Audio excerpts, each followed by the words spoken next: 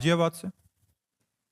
राधे राधे महाराज जी। महाराज जी, मेरा प्रश्न है कि जिस इच्छा को प्राप्त करने के लिए हम लगातार वर्षों तक प्रयत्नशील रहे, वो प्राप्त होने पर खुशी क्षण भर की होती है। जैसे कोई वस्तु, कोई लक्ष्य, उसका महत्व कम हो जाता है और मनुष्य का मन नए लक्ष्य को प्राप्त करने में लग जाता है। जो प्राप्त है वही पर्याप्त है, ये मनुष्य क्यों नहीं समझ पा रहा महाराज जी? इसका कारण क्या है? इसका कारण है कि वो असीम आनंद स्वरूप परमात्मा का अंश है, उसे असीम आनंद चाहिए। और असीम आनंद प्रकृति के किसी भी राज्य में नहीं है, न किसी वस्तु में, न किसी व्यक्ति में, न किसी पद में, न किसी प्रतिष्ठा में। तो हर पद, हर प्रतिष्ठा, हर वस्तु, हर व्यक्ति के प्राप्त होने के बाद वो अतृप्त हो जाता है, उसे और चाहिए। क्योंकि वो असीम आनंद जब तक नहीं मिलेगा तब तक ये हृदय से नहीं निकलेगा। अब कछुनाथ न चाही मोरे, दीन दयाल अनुग्रह तोरे।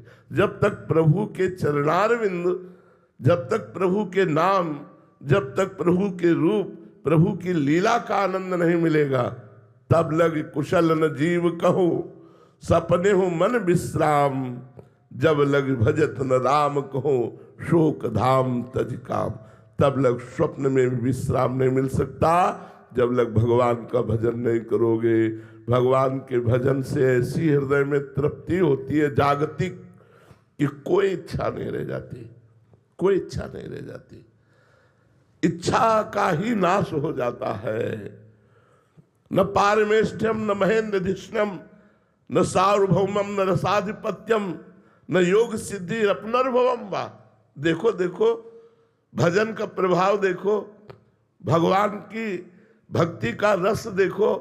कह रहे पारमेष्ठम ब्रह्मा का पद नहीं चाहिए, महेंद्रधिष्णम देवराजेंद्र का पद नहीं चाहिए, सार्वभौमम पृथ्वी का सम्राट पद नहीं चाहिए, न योग सिद्धि, योग की सिद्धियां नहीं चाहिए, न अपनर्भवम वा मोक्ष भी नहीं चाहिए। क्या चाहिए? प्रभु के चरणों का दासत्व, प्रभु का चिंतन, प्रभु के लिए तड़पना, प्रभु के लिए रोना।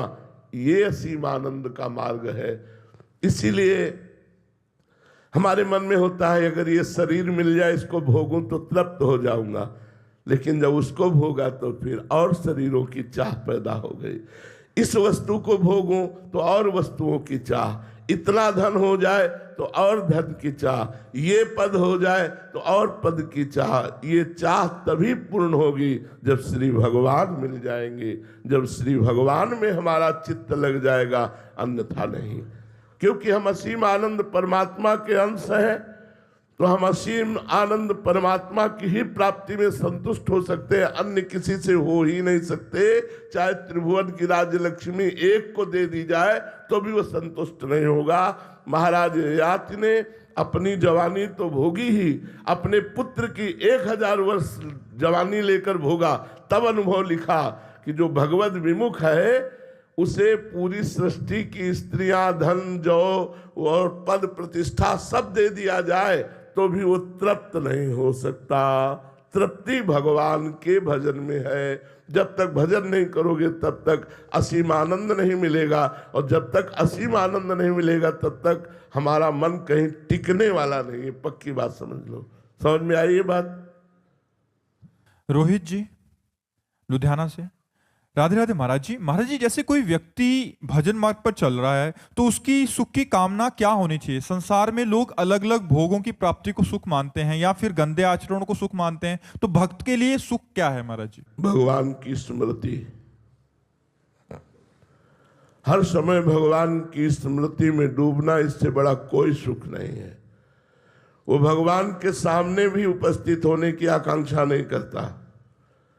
पता नहीं हम अधिकारी हैं कि नहीं, वो आप देखो। लेकिन हर समय हमारे हृदय में मधुर मधुर भगवान की स्मृति चलती रहे, इससे बड़ा कोई सुख नहीं है। बिसरी हो ना बिसारी हो, यही दान मोहि देहु, श्री हरिवंश के लाड़िले मोहि अपनी कर ले। कभी कोई इतने लोगों में जो बैठा है जिनका अखंड भजन चलता हो, निरंतर भजन चलता हो, वो हमारी इस बात को समझेंगे कि इससे बढ़ करके भगवत दर्शन में सुख नहीं है, जो भगवत स्मृति में सुख है। अखंड स्मृति में डूबा हुआ उपासक सतरति सतरति सा लोकान तारयति, वो स्वयं तर जाता है, स्वयं तर जाता है, लोगों को तार देता है। सबसे कठिन साधना है अखंड स्मृति, निरंतर भजन, तैल धारावत भगवत स्मरण। न इससे बड़ा कोई सुख है, न इससे बड़ी कोई सिद्धि है, न इससे बड़ी कोई साधना है।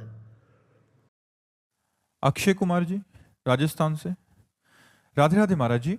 महाराज जी, अक्सर हम दुख में तो भगवान को याद करते हैं,